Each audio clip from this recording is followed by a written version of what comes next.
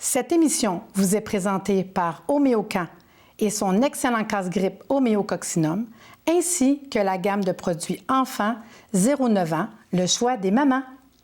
Ce mobilier est une gracieuseté de meubles Ashley de Laval.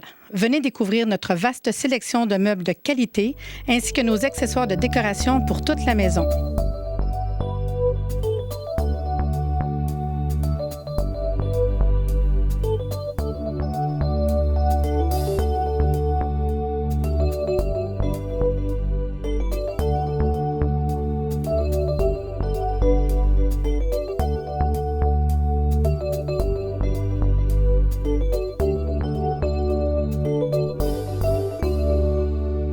Bonjour et bienvenue à Réseau Santé. Aujourd'hui, il sera question de neuroperformance. Patricia, la neuroperformance. La neuroperformance, on va parler cerveau aujourd'hui. Puis je sens que nos cerveaux même vont travailler fort, parce que quand on a préparé l'émission, il y avait bien des termes techniques. On va apprendre des tonnes de choses. Et si les gens remarquent à la maison, en tout cas, je vous dis, il y a des affaires bizarres sur la table. Fait que j'ai hâte d'en prendre un peu plus. Pour ce faire, nous avons avec nous deux invités. Premièrement, on a Francine. Francine, présente-toi.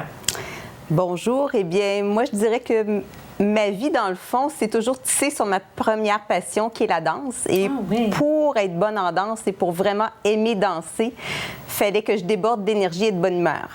Et en même temps, il fallait que je sois première de classe parce qu'un jour, je devais devenir médecin. Et je me suis vite rendu compte que les journées où j'étais la plus efficace mentalement, c'est aussi les journées où j'étais heureuse, où je débordais d'énergie et j'avais un plaisir de danser incroyable. Alors, je suis partie de ça et depuis 40 ans, j'essaie de trouver quelle est la recette pour avoir tous ces éléments-là dans ma journée. Et cette recette-là m'a amenée à faire un bac en sciences d'activité physique et en kinésiologie, une maîtrise en santé globale, lancer mon entreprise en programme de santé pour les organisations. Et je m'étais dit qu'un jour, quand je trouverai quelque chose qui me passionne vraiment, puis je vais vouloir faire ça jusqu'à ma dernière heure sur la planète, je vais aller faire un doctorat. Et ça m'a amené à faire un doctorat sur comment optimiser les fonctions du cerveau et utiliser cette recette-là même pour traiter des pathologies comme la dépression majeure, les commotions cérébrales. Donc, à la faculté de médecine, j'ai fait un projet de doctorat sur l'utilisation d'un ensemble d'approches qui sont bonnes pour la santé et qui permettent de traiter des problèmes ou encore d'améliorer les fonctions du cerveau. Et évidemment, il me manquait un complément. Donc, j'ai fait un cours en naturopathie pour mieux connaître la nutrition, les suppléments, du biofeedback pour mesurer de façon objective le système nerveux, le niveau de stress, est-ce qu'une personne elle est stressée, est-ce qu'elle est capable de récupérer? Et finalement, le neurofeedback, comment on peut mesurer de façon objective le fonctionnement du cerveau de ces différentes régions et réentraîner un cerveau pour que l'individu retrouve un maximum de bien-être, de bonne humeur et de capacité mentale. Et dans le fond, on a une personne passionnée. Ben, je pense que ça résume bien. Elle a une ligne de conduite à 100, là. Puis elle est passionnée, pleine d'énergie, de beaux personnages, super belle. Je suis contente de t'avoir avec moi aujourd'hui, Francine. Une belle madame. Puis je voulais savoir, on a un complice aussi à côté. Roch, présente-toi, une petite affaire. Bien, moi, j'ai un parcours qui est un petit peu différent parce que moi, j'ai étudié en ingénierie. J'ai fait génie mécanique. J'ai fait 3 ans vraiment d'ingénierie pure. Ensuite de ça, j'ai été plus dans le domaine pharmaceutique. J'étais copropriétaire d'une entreprise pharmaceutique. Puis j'ai eu la chance de passer plus de temps avec Francine il y a quelques années. Puis sa passion a déteint sur moi. Puis elle m'a enseigné ce qu'on pouvait faire avec le cerveau. Fait que là, j'ai fait un virage à droite. Puis je me suis joint à Francine. C'est cool. Fait que dans le fond, c'est mécanique, mais du cerveau. Mais il connaissait la mécanique puis la science d'une autre manière. Mais en quelque part, c'est ça le cerveau aussi, dans le fond, là.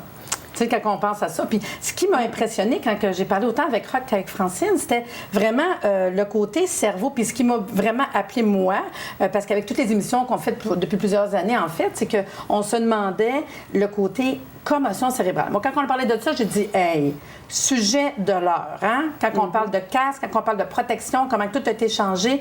Je veux un peu en savoir plus là-dessus, là. Quand Roch et moi, on était jeunes, et avec notre frère Marc, qui est neurologue, qui travaille avec nous aussi, mon père nous amenait 6 mois par année, toute la famille, sur un petit campus en Pennsylvanie parce qu'il faisait une thèse de doctorat sur les commotions cérébrales et il était en train d'aider à développer le premier casque protecteur. Certifié. certifié. Ben, il faisait pas porter des casques, il faisait des tests avec vous autres. Non, moi, j'étais la seule cycliste à Montréal avec un casque jaune sur la tête, alors que ça n'existait nulle part. On a été, oui. Bien protégé. Bien protégé. Oui, sensibilisés très, très jeunes à l'importance de la tête, de protéger la tête, oui, et de développer nos capacités au maximum. Alors oui, ça faisait vraiment partie de notre culture. Et aujourd'hui, effectivement, Roch a fait un excellent travail pour aller chercher Étienne Boulay. Oui, c'est ça qu'on parlait, Étienne, c'est dans le sport. De football, je crois. Oui, Étienne, c'est un ancien joueur des Alouettes. Puis c'est un porte-parole pour la compagnie. Oui, lui, il a subi des commotions cérébrales. Il y a eu des répercussions de ça. Il l'affiche publiquement aussi à la télé, à la radio. Il y a eu une période difficile, il y a eu des symptômes. Et puis ensuite de ça, on a été mis en contact. Et puis, il est venu à la clinique. Et puis, suite à ça, ce qu'on a fait, c'est qu'on a fait une évaluation, dans le fond, de son cerveau avec des appareils de neurofeedback. Puis ensuite de ça, on a entraîné aussi Étienne, puis il a vraiment vu une belle progression. Fait qu'à ce moment-là, suite à ça, il est devenu notre porte-parole. Là, ça me fatigue, là, parce qu'on dit toutes sortes d'affaires, puis je n'ai rien vu, puis je n'ai rien compris. Ça, cette affaire-là, ce qu'on a sur la table, parce qu'il faut comprendre. Parce qu'on parle, c'est intéressant, mais je veux comprendre. Fait, dans le fond, lui, quand on parle d'Étienne, fait qu'Étienne Boulay est venu, puis c'est une des choses qu'il a portées. Ouais. C'est juste cute, j'essaie d'imaginer 2 minutes, là. La grande affaire avec ça, c'est la tête. Oui, c'est assez spécial. Ouais, Il y a c'est ça. des images sur notre site web, qu'on voit Étienne avec ça, c'est assez comique. Mais dans le fond, ce qu'on fait en clinique au niveau des commotions cérébrales, c'est qu'on utilise une approche qu'on appelle l'électroencéphalographie quantitative. Donc, c'est l'approche la plus à jour pour mesurer l'activité cérébrale. Et puis, pour ce faire, c'est que on met un casque comme celui-ci sur la tête. Puis, ce qu'on va faire, c'est qu'on va lire l'activité dans l'ensemble du cerveau. Puis, on va aussi lire la communication entre les régions du cerveau. Donc, on sait qu'il y a un impact à la tête. Si on va à l'hôpital, ils vont faire un scan ou une résonance magnétique, puis on va regarder les structures du cerveau. Donc, est-ce qu'il y a des lésions, est-ce qu'il y a des hémorragies, des choses comme ça. Mais dans la majorité des cas, la structure reste intacte. Donc, il peut avoir des séquelles importantes sans qu'on puisse les détecter avec les appareils habituels. Mais avec ça, ce qu'on va faire, c'est une approche qui est différente. On va lire l'activité cérébrale. Et puis, une fois qu'on lit l'activité est aussi reliée à des symptômes. Ah, j'ai mal à la tête, j'ai des migraines, je suis fâché souvent, je suis anxieux. Donc, c'est des choses qu'on est capable de voir. Fait que dans le fond, ce qu'on peut dire, c'est que le cerveau, c'est comme des autoroutes. En fait, un grand champ d'autoroutes partout. Puis, à un moment donné, il y a peut-être le pont Champlain qui marche pas bien. Puis là, on est capable de le détecter. Non, mais tu sais, c'est vrai, pareil, c'est ça. Fait que là, on est capable de voir quelle partie qui fonctionne pas bien. C'est ça. Puis c'est ça qui va être capable de vous dire, vous autres, en connaissant le cerveau, à quel endroit il y aurait peut-être quelque chose à travailler. C'est ça? Exactement. Puis là, on est rendu quoi? On ouvre, on opère. Bien, ce qu'on fait, vous parlez de ça justement, les chaînes de communication, mais c'est un petit peu ça ici qu'on voit, dans le fond. Un rapport type, c'est qu'on va voir un cerveau qui est parfait, qui va bien, ça va être un cerveau qui est blanc partout. Donc, puis quand on va plus dans les couleurs de bleu, bien, c'est des régions qui fonctionnent au ralenti. Quand on a dans des régions qui vont vers le rouge, c'est des régions qui sont hyperactives. Un petit peu comme le petit hamster qui roule toujours. Alors, on doit être rouge d'une place à l'autre. Si c'est ça, je dois être rouge. Donc, ça, c'est de l'hyperactivité ou de l'hypoactivité. Et puis, on voit aussi en bas, ça, c'est les communications entre les régions du cerveau. J'ai vu ça. Ça veut dire que tu vois la communication qui se fait d'une place à l'autre, Et voilà. Là, tu peux dire, oh, là, puis là, ça se connecte pas. Tout à fait. Ou ça communique trop, ou ça communique pas assez. Donc, ça, c'est des choses qu'on voit, exemple, comme des communications en bleu, c'est des régions du cerveau qui se parlent plus ou qui se parlent pas assez. Je le vulgarise, bien sûr. Non, mais il faut vulgariser parce qu'il ne faut pas mettre trop de complicité aujourd'hui. Ceux qui ont plus d'informations vont vous contacter, là. Mais qu'on comprenne clairement. Le test est fait, vous faites des exercices pendant que, mettons, je mets le casque, vous me faites un test, je le garde pour une journée ou ça fonctionne comment? Ça dure à peu près une vingtaine de minutes, le test comme tel. Donc, c'est vraiment une lecture de l'activité, les yeux ouverts, les yeux fermés. C'est vraiment rien de compliqué comme tel. OK. Puis, il y a une chose que je trouve intéressante, c'est le pont Champlain. C'est compliqué leur faire, mais le cerveau, il est d'une plasticité remarquable. On se rend compte que c'est l'organe qui se régénère le plus. Et ce qu'on sait, c'est que si nous, on se regarde dans le miroir, on est capable, par exemple, de réajuster notre sourire parce qu'on a un feedback rapide, automatique. Le cerveau, si on lui donne l'information, on dit « Regarde, cette communication-là se fait pas bien », Et on lui donne tout de suite un feedback parce qu'on lui donne une façon de se regarder comme dans un miroir, puis on lui dit « Ah, c'est bon ». Donc, on est capable d'amener le cerveau à concentrer ses efforts pour refaire les circuits. Donc, différents neurones vont refaire leur connexion parce qu'on leur indique le chemin. On les encourage à faire ça. Et et ça, c'est le neurofeedback. Et c'est ce qu'on fait en clinique. Dans le fond, une fois qu'on a diagnostiqué un problème, on établit un plan pour un individu. Avec des exercices? Donc, c'est des exercices d'abord en neurofeedback. Puis ça, peut-être que Roch peut expliquer le neurofeedback, comment ça fonctionne. Et je vais juste dire aussi que notre rôle à la clinique, c'est aussi d'utiliser l'ensemble des choses qu'un individu peut faire pour rendre son cerveau plus plastique. Donc, on sait, si je vais au gym m'entraîner, ma nutrition, le sommeil, il y a des suppléments, il y a toutes sortes de choses qu'on peut faire. La visualisation, c'est un ensemble de choses qui font que mon exercice de biceps va faire que mon muscle va devenir un petit peu plus fort ou beaucoup plus fort. Donc, ce qu'on fait, c'est que oui, on fait du neurofeedback, mais autour de ça, on enseigne aux individus, on leur donne tout un coffre à outils pour qu'ils puissent, pour le restant de leur jour, donc pendant qu'ils font le neurofeedback, mais le restant de leur jour, faire ce qu'il faut pour prendre soin de leur tête pour que le cerveau reste avec un maximum de vitalité puis qu'il reste jeune longtemps aussi. Le neurofeedback, c'est quoi? Bien, le neurofeedback, une fois qu'on a fait l'évaluation, puis exemple, on sait que, exemple, on a 2 régions du cerveau aussi qui communiquent plus bien ou communiquent trop. Par exemple, ils communiquent plus bien. Comment qu'on fait pour rétablir la communication entre ces 2 régions-là? C'est qu'on met le casque sur la tête, puis on assoit l'individu devant une vidéo. Et puis, le vidéo va avancer uniquement lorsque ces 2 régions-là du cerveau vont communiquer.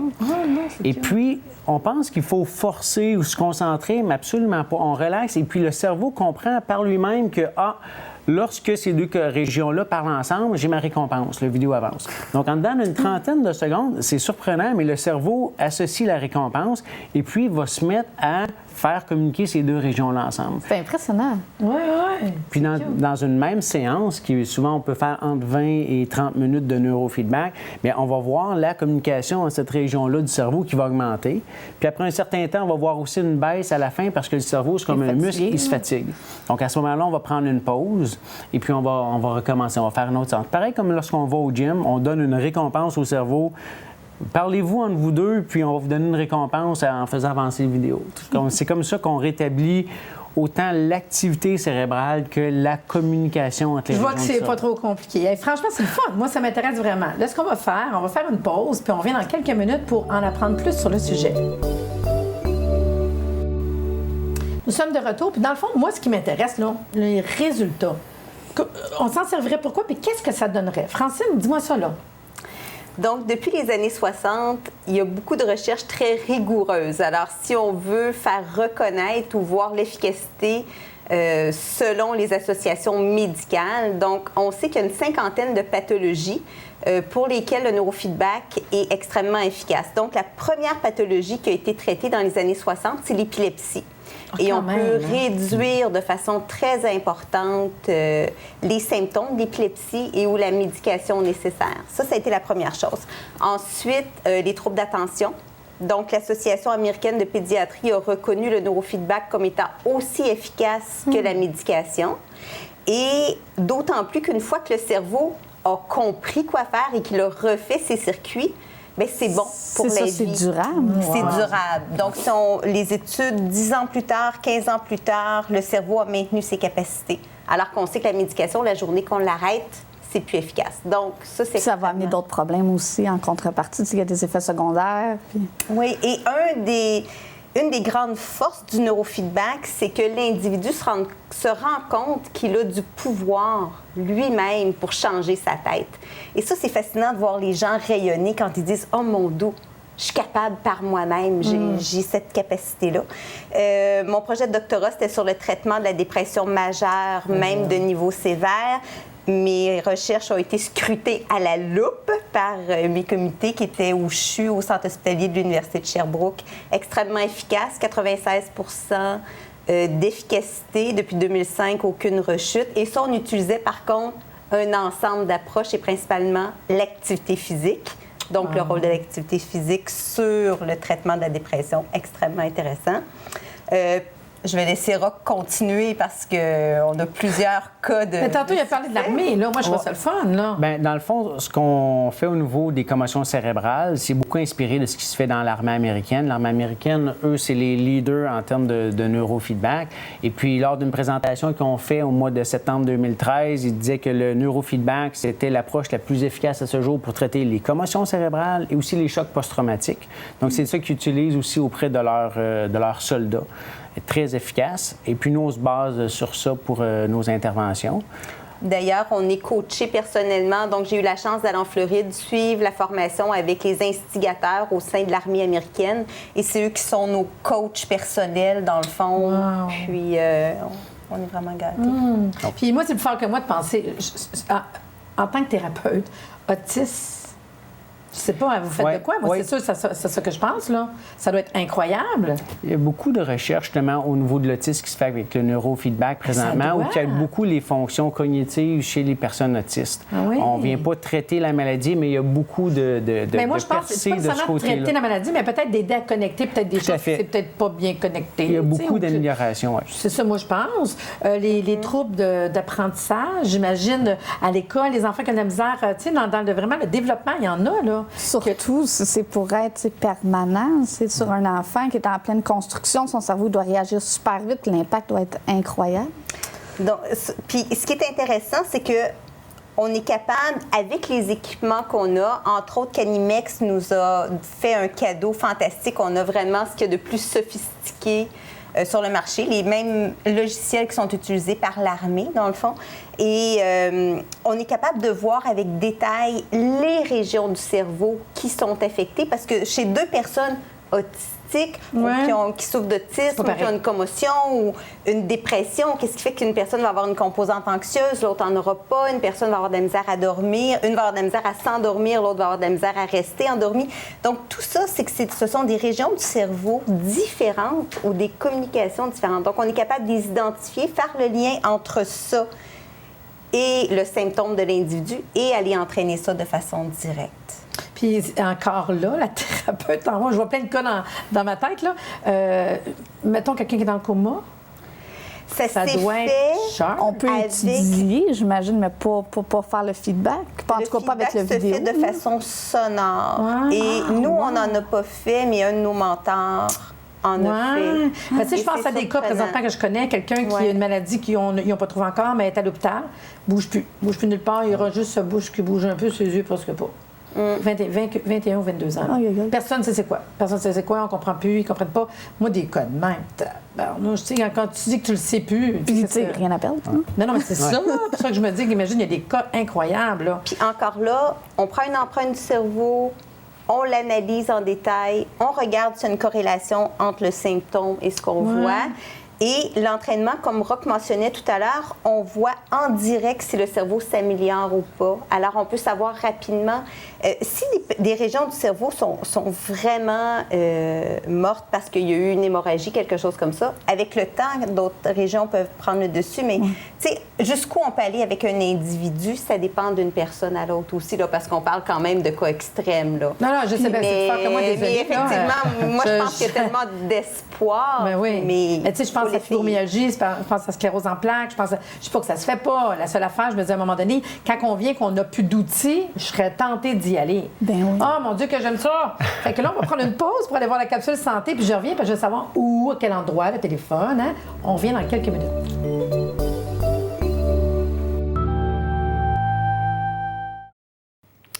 Dans notre capsule d'aujourd'hui, je vous parle d'hormones. Ben oui, c'est plate, il faut parler des hormones parce que ça fait partie de notre vie en général. Le premier produit que je vous parle, puis j'aime pas mal ça, je trouve ça pas compliqué. Moi, j'aime pas ça les affaires, c'est dur, compliqué à prendre. Je vous parle de Dioscorea gel ou en crème. C'est la même affaire les deux. Il y a juste un qui est en base de gel et l'autre est en crème. Dioscorea en gel ou en crème, dans le fond, c'est de l'igname sauvage, mais dans une crème. Fait que c'est facile à appliquer. Simple, un petit peu sur chaque poignet. Hein? Un petit peu au niveau des ovaires, un petit peu au niveau des seins, sur les cuisses. Hein? C'est beaucoup plus les femmes, mais les hommes aussi pour en prendre. Je vous compte qu'est-ce qui est incroyable de cette plante-là, l'igname sauvage. L'igname sauvage, c'est un précurseur de la cortisone et de la DHEA. Ce qui est intéressant, ça travaille sur tout le système hormonal. Donc, on va travailler à quel endroit? On va travailler au niveau de ménopause, on va travailler au niveau des troubles hormonaux, syndrome prémenstruel, la dépression. On va travailler au niveau des transpirations excessives, les bouffées de chaleur, la sécheresse vaginale, l'insomnie, l'ostéoporose. Vous savez que l'ostéoporose, c'est tout un système hormonal qui est derrière ça. C'est pas juste le calcium. On va travailler au niveau endométriose, troubles de thyroïde, baisse de libido. Je vous le dis, les hormones travaillent plein d'affaires. Comment le savoir? Je peux vous dire qu'il y a quelqu'un qui me dit, Marie-Lise, je suis fatiguée, là, puis c'est toujours pire dans le temps des menstruations, ou j'ai commencé à faire de l'ostéoporose, ou la personne va me dire, moi, là, je suis en dépression depuis la ménopause. Je suis en dépression depuis que j'ai eu la grande opération puis que j'ai pu mes ovaires. Je suis en dépression depuis j'ai commencé à être menstruée, depuis que j'ai eu la grossesse. Partout où on sent un débalancement hormonal, de thyroïde, etc., on devrait prendre de l'igname sauvage. Le prendre, c'est pas compliqué, comme j'ai dit, un petit pot de jus de crème une fois par jour, puis on arrête une semaine par mois. Normalement, c'est pendant nos règles, ou on se fait un break une fois par mois. Moi, personnellement, j'ai commencé des bouffées de chaleur, ça fait comme 1 an. J'avais jamais eu ça. J'étais pas dans cet âge-là. Il faut dire que ça va avec la cinquantaine. Puis, ce que j'ai fait, c'est que je l'ai pris au besoin. Puis, quand ça va bien, je ne le mets pas. Fait que je le mets dans ma table de chevet, puis au besoin, je vais en prendre. Facile, efficace, même pas compliqué, une crème.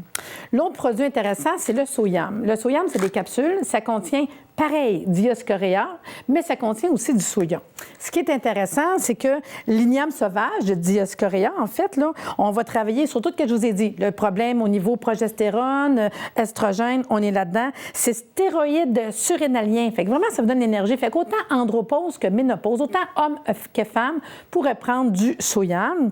On va travailler le soyam, l'igname sauvage, j'en ai parlé, mais le soya, des vitamines, des minéraux, de la vitamine E, des hormones. Fait que c'est vraiment quelque chose, une capsule par jour, ça va mieux, on diminue. Fait que les deux ensemble, là, ménopause, là, wow! N'importe qui est fatigué, précurseur DHEA, ça va vous aider à mieux vieillir, à moins vieillir, en fait.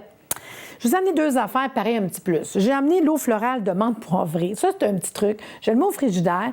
Puis si j'ai des bouffées de chaleur, push, mettez ça dans votre visage, votre corps, n'importe où, même sur la table de chevet. Ça refroidit instantané l'eau de fleurs de menthe poivrée. C'est un petit plus, des fois, à traîner avec nous. Puis si jamais vous préférez l'homéopathie, il y a un produit dans le code rouge qui s'appelle Ménopause. Un comprimé, 1, 2, 3 fois par jour. On diminue avec amélioration tous les symptômes de ménopause, insomnie, sécheresse vaginale, le côté émotionnel, bouffée de chaleur. C'est vraiment un produit complet, c'est pas compliqué à prendre.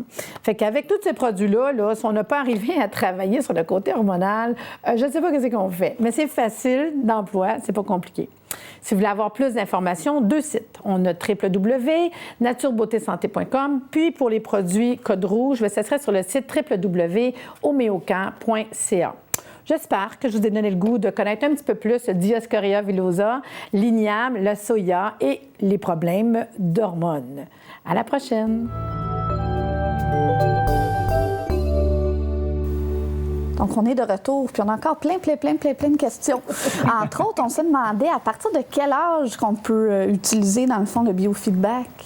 Bien, on peut les utiliser à partir de l'âge qui sont assez grands pour mettre un casque. Dans le fond, nous, souvent à partir de l'âge de 3-4 ans même, c'est très jeune, on est capable de prendre les enfants et puis faire une évaluation, commencer à faire des entraînements.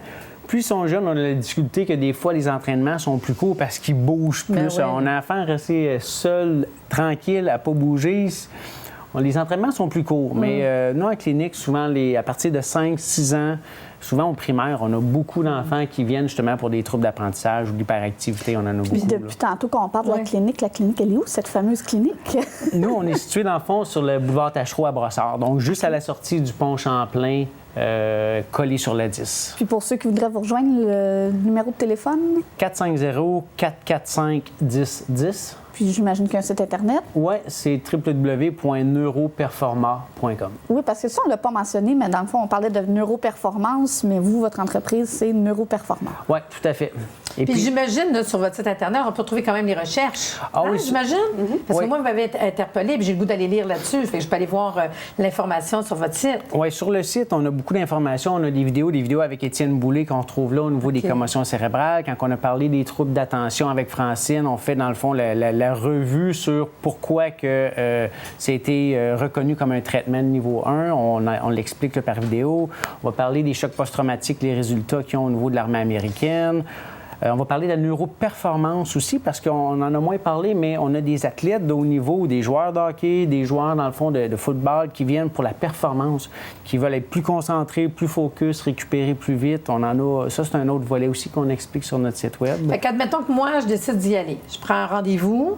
Je vais vous rencontrer, j'imagine, à votre clinique. Ouais. Puis ça commence comme ça. Est-ce que c'est quelque chose qui est remboursable par les assurances, ceux qui ont des plans d'assurance?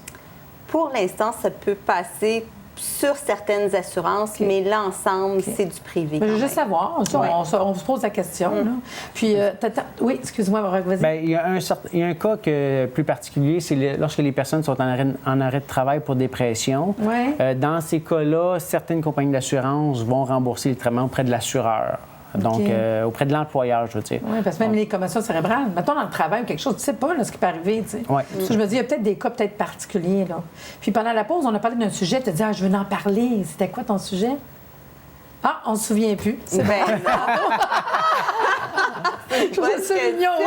Ben, j'ai dit, avant d'en parler, je trouvais ça mignon. Mais une chose qui m'est venue tout à l'heure, par exemple, c'est l'importance d'une approche intégrative. Vous avez terminé avec fibromyalgie. On est capable de voir une personne qui a de la difficulté à contrôler sa douleur.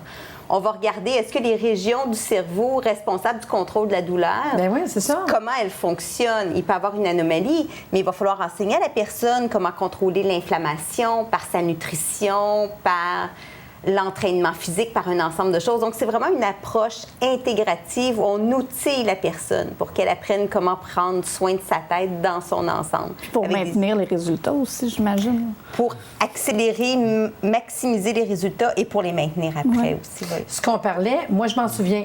C'est important.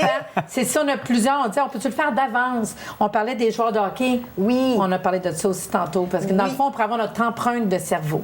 Ça serait ça. Donc, il y a des gens qui vont dire, par exemple, en vieillissant, si jamais j'ai des troubles de mémoire, est-ce que je suis capable de réentraîner mon cerveau comme il y a 10 ans? Bon, ça, c'est un exemple. On peut prendre une empreinte là puis une plus tard. Et une plus tard. Mais on peut faire la même chose aussi quand on a des commotions cérébrales ou un risque de commotion cérébrale dans un sport. Bien, on peut prendre une empreinte du cerveau en début de saison. Et si jamais il y a une commotion, puis on va essayer d'estimer les dommages, bien là, on peut faire un avant versus après. Et nos logiciels peuvent mesurer avec beaucoup d'exactitude quelle région est affectée et comment. Alors, on peut prendre des meilleures décisions à ce moment-là. Est-ce qu'on retourne au jeu? À quelle fréquence? À quelle intensité? Donc, et c'est autant parce qu'il y a des gens qu'il faut les retenir et il y en a d'autres qui seraient prêts et on veut les retenir. Alors, ça donne vraiment plus d'informations. Puis en terminant, j'aimerais ça savoir parce que j'ai vu que tu as écrit un livre qui est Reconstruire votre cerveau.